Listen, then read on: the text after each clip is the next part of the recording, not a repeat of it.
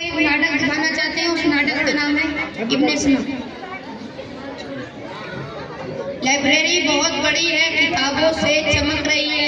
इब्ने सीना एक 10 साल का बच्चा अपने बाप अब्दुल्ला के साथ आएगा। अरे चालू तो कर। ये वो जगह है बेटे जहाँ आके इंसान की जिंदगी बदल जाती है। हर किताब एक कहानी है और हर कहानी एक कौम की याद है। अरे अरे इतनी सारी किताबें, वो भी सिर्फ मेरे लिए। इतनी सारी किताबें, वो भी सिर्फ मेरे लिए। इतनी सारी किताबें, वो भी सब के सब मेरे लिए। जी, ये किताबें तेरे लिए नहीं है, ये उनके लिए है जो इनको समझ सकते हैं। समझने में वक्त लगता है। ये लो बेटा चाबी। ये चाबी से अंदर का दरवाजा खुलेगा, वो दरवाजा तुम्हारे दिमाग में खुलेगा। बेटे बैठ जा, बैठ यहाँ, बैठ। वो गदर मत जाया। अरे मत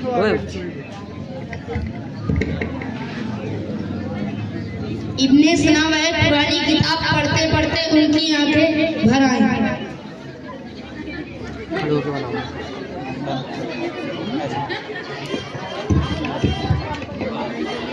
चीज का वजूद उसकी हकीकत से अलग है। ये कैसे हो सकता है? चीज का वजूद उसकी हकीकत से अलग है।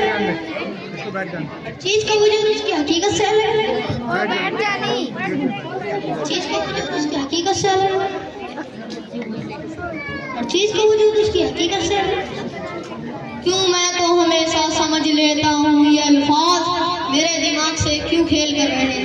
या अल्लाह, तूने मुझे ये दिमाग दिया, ये हौसला दिया, फिर भी ये किताबें मेरे बस में क्यों नहीं? क्या मैं इतना बेवकूफ हूँ?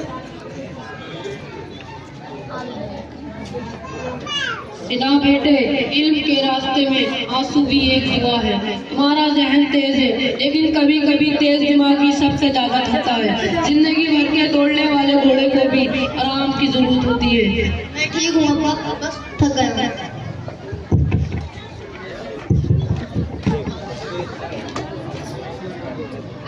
वक्त गुजरता इब्ने सीना कामयाबी की ओर बढ़ने लगे। मैसा की तरह दुनिया ने जलना शुरू कर दिया। सुल्तान के महल में इब्ने सीना की बातें शुरू हो गई।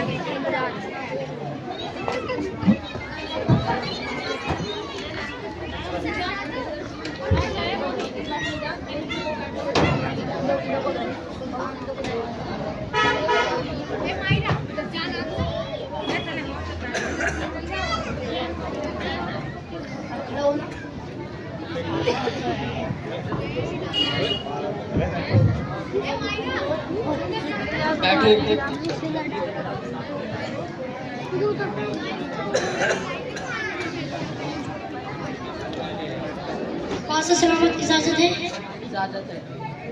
हुजूर, एक लड़का जिसका नाम इब्ने सीना रोज लाइब्रेरी में रहता है और किताबें पढ़ता, और उम्र सिर्फ 10 साल, लेकिन उसकी आंखों में सिर्फ एक ही आंख। अच्छा है, हमारे दरबार में एक इंजीनियर पैदा हुआ। हुजूर, जब दिल हद से गुजर जाए तो या तो इंसान लीडर या फिर दुश्मन बन जाता है।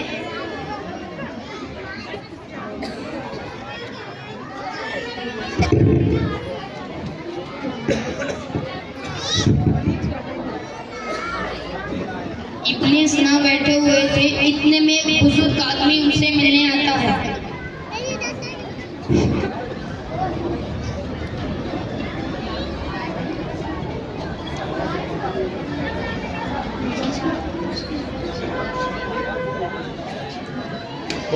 टाइम ना आ रहे हैं। क्यों उसकी हकीकत से अलग क्यों है? क्यों है उसकी हकीकत से अलग? ये वजूद उसकी हकीकत से अलग क्यों है? इसकी हकीकत का वजूद अलग है। चीज की वजूद उसकी हकीकत से अलग है।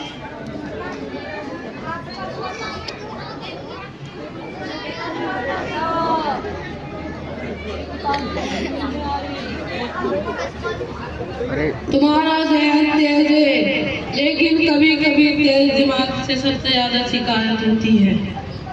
ये लो किताब, ले जाओ, यही असली विस्तार है। कितने पैसे दूं? बेटा इनका कोई दाम नहीं था, तुम तो वैसे भी इस दुनिया के एक उस्ताद बनोगे।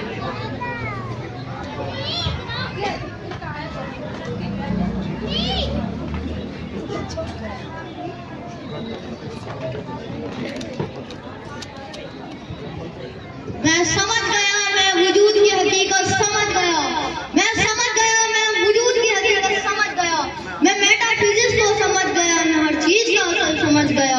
मैं वजूद की हकीकत समझ गया, मैं वजूद की हकीकत समझ गया।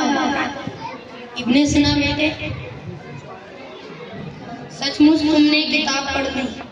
उस्ताद, अब ऐसा कोई सवाल नहीं जो मेरे दिल में जलता नहीं। डर तो बस इस बात का है, जो सीख जाए दुनिया उसे जीने नहीं देती।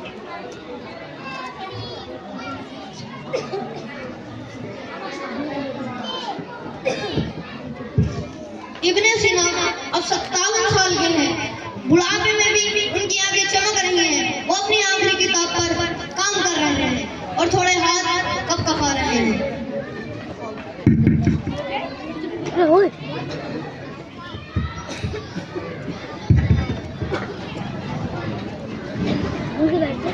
उस्ताद, तुमने 450 से ज्यादा किताबें लिखी हैं, ये सब तुमने कैसे संभाला?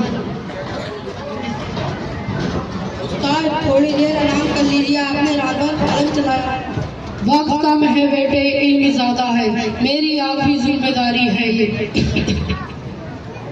ए बेटा इधर आओ, मैंने जो भी कुछ लिखा उसे संभाल कर रखना ताकि आने वाली नस्लों तक पहुंचाना, क्योंकि इल्म कभी नहीं मरता, मरता तो सिर्फ इंसान।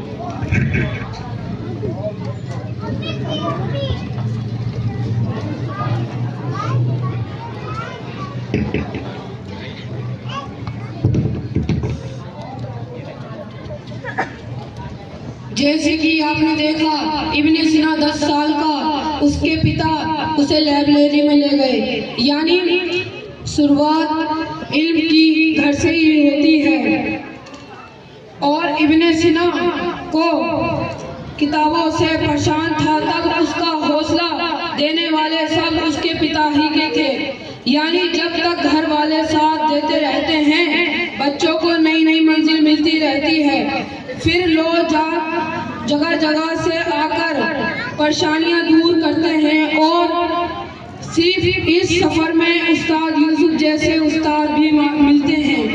फिर कहीं जाकर एक इब्ने सिना तैयार होता है, जिसकी किताबें यूरोप के मेडिकल यूनिवर्सिटी में पढ़ाई जाती हैं और हर डॉक्टर, इंजीनियर रिसर्च से पहले इनकी किताबों से राह लेता है।